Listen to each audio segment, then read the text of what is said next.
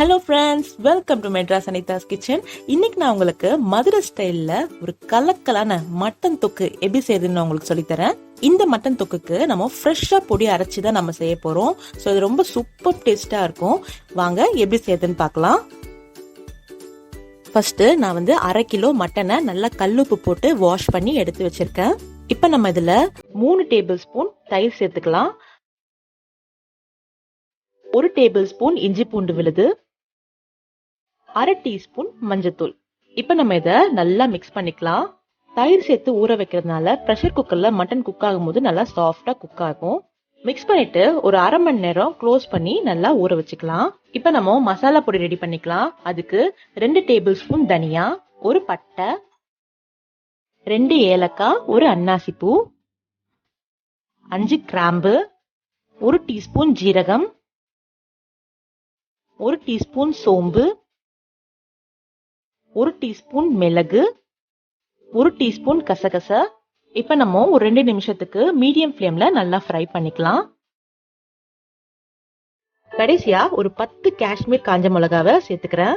சேர்த்துட்டு ஒரு 2 நிமிஷம் நல்லா ஃப்ரை பண்ணிக்கலாம். இது ஒரு நல்ல கலர் கொடுக்குங்க இந்த மிளகா சேர்க்கறதுனால. இப்ப நம்ம இதை தனியா ஒரு பிளேட்ல டிரான்ஸ்ஃபர் பண்ணி நல்லா ஆற வச்சுக்கலாம்.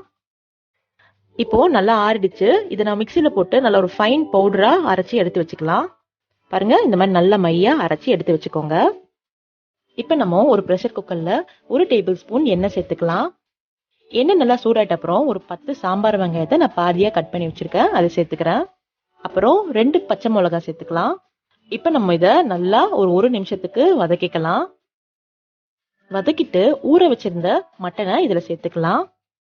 சேர்த்துட்டு நம்ம நல்லா மிக்ஸ் பண்ணிக்கலாம். அப்புறம் 1 டீஸ்பூன் உப்பு சேர்த்துக்கோங்க.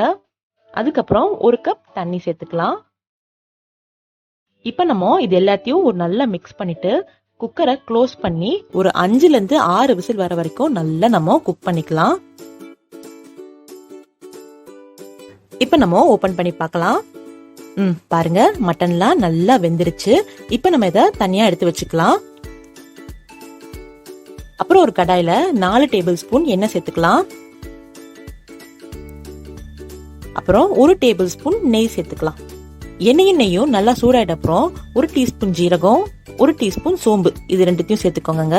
இப்ப நம்ம இஞ்சி பூண்டை நசுக்கி சேர்த்துக்கலாம். ஒரு 3ல இருந்து 4 பல்லு பூண்டு, அப்புறம் 2 துண்டு இஞ்சி, இது ரெண்டுத்தையும் சேர்த்து நல்லா நசுக்கிக்கோங்க.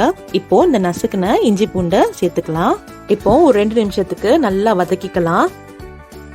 அப்புறம் 2 வெங்காயத்தை நான் சின்ன சின்னதா நறுக்கி சேர்த்துக்கிறேன். வெங்காயம் நல்லா வதங்கணுங்க, கொஞ்சம் கோல்டன் ப்ரௌன் ஆகணும், அது வரைக்கும் நல்லா நம்ம வதக்கிக்கலாம். இப்போ நான் ஒரு குத்து கருவேப்பிலை சேர்த்துக்கிறேன்.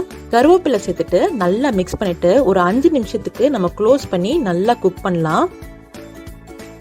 இப்ப பாருங்க, வெங்காயம்லாம் நல்லா வதங்கிருச்சு. நல்லா மிக்ஸ் பண்ணிக்கோங்க. நான் வந்து 2 தக்காளிய நல்லா அரைச்சி எடுத்து வச்சிருக்கேன், அதை சேர்த்துக்கிறேன். மிக்ஸ் பண்ணிட்டு இதை க்ளோஸ் பண்ணி ஒரு 2 நிமிஷத்துக்கு நல்லா நம்ம குக் பண்ணிக்கலாம். பாருங்க, தக்காளி நல்லா குக் ஆயிருக்கு.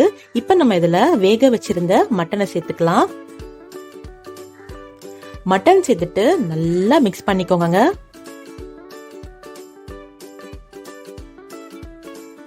இப்போ நம்ம அரைச்சி வச்சிருந்த மசாலா பொடியை சேர்த்துக்கலாம்.